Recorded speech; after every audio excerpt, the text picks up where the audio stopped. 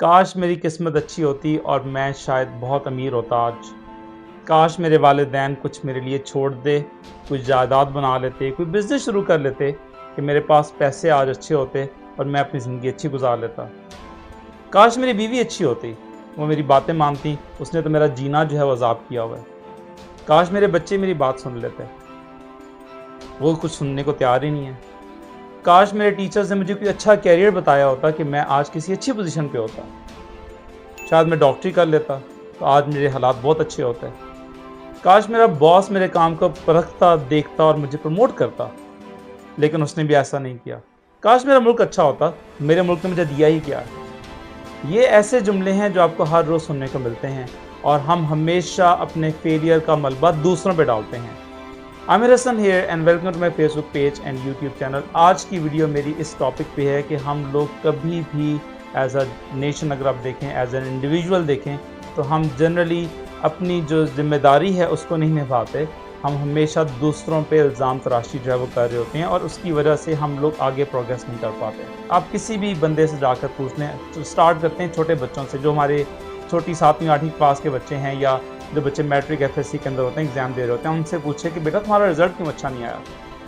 बहुत कम बच्चे आपको ऐसे मिलेंगे जो कहेंगे कि हमने पढ़ा नहीं है। बाकी आपको क्या रिस्पांस मिलेगा, जी पूरी की पूरी क्लास फेल हो गई, सारे बच्चे जो थे उनको समझ ही नहीं आया कि पेपर में हुआ क्या, या हमारे साथ चीटिंग होगी, फलाने सेंटर का रिजल्ट तो बहुत अच्छा आया है, सिर्फ हमारे स्कूल के बच्चे के साथ ये हुआ।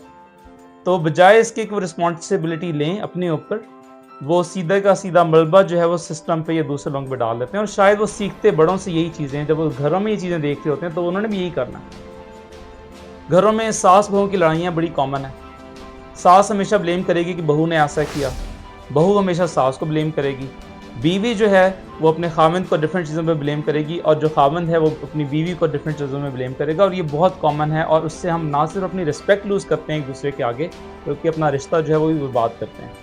क्योंकि जब तक आप खुद रिस्पॉन्सिबिलिटी नहीं लेते तो आप सीखते नहीं हैं कि आपने खुद क्या गलत किया। ऑब्वियसली इंसान से डेली बेसिस पे गलतियां हो रही होती हैं और कोई भी इंसान परफेक्ट नहीं होता, हर इंसान जो है अपनी गलतियां करता है, लेकिन सबसे बड़ापन ये होता है कि आप उन गलतियों को तस्लीम करें और उनको रेक्टिफाई करें। ये बहुत इंपॉर्टेंट चीज़ है। अगर हम नहीं सीखेंगे अपनी गलतियों से और हमेशा हम इल्ज़ाम तराशी दूसरों के ऊपर डाल देंगे, तो उससे क्या होगा कि हम अपनी ज़िंदगी तो ख़राब करेंगे ही, दूसरों की ज़िंदगी में भी हम मुश्किलात का और परेशानी का बायस जो है वो बनते हैं।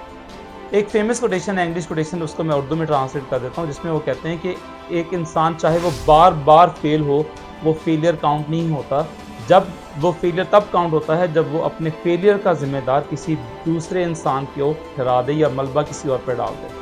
और शायद आपको ये डेली बेसिस पे ये तमाम चीज़ें नज़र आएंगी।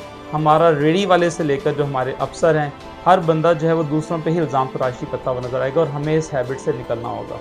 हमें मानना होगा कि हमने क्या गलतियाँ की हैं, हमें मानना होगा कि हमें क्या चीज़ें हम इम्प्रूव कर सकते थे। जो पास्ट है वो तो गुजर चुका, उसको तो हम कुछ नहीं कर सकते, लेकिन अभी करंट सिनेरियो के अंदर आज से अगर आप शुरू करें और सिर्फ अपने आप पे फोकस करें, अपनी ज़ात पे, कि मेरी क्या जिम्मेदारियां थी, मैंने क्या चीज़ें ठीक करनी थी, क्या मैंने उनको ठीक तरीके से निभाया, और फिर रिजल्ट अल्लाह पे छोड़ दें। नेचर है ना टेक केयर करने के लिए। कर्मा का रूल भी आपको पता है कि अगर आप अच्छा करेंगे तो अच्छा लौट कर आएगा, चाहे उसको टाइम लगे, लेकिन वो अच्छा ज़रूर लौट के आएगा आपकी तरफ अगर आपने अच्छा किया। इस चीज़ को अगर आप अपने पल्ले बांध लेंगे तो कभी भी मसला नहीं होगा। हम हमेशा चाहते हैं, अगर हम कोई भी रिश्ता देखें तो हमें हमेशा आइडियल रिश्ता जो है वो चाहिए होता है, चाहे वो माँ बाप की सूरत में हो, चाहे वो बहन भाई की सूरत में हो, चाहे वो बीवी या शौहर की सूरत में हो।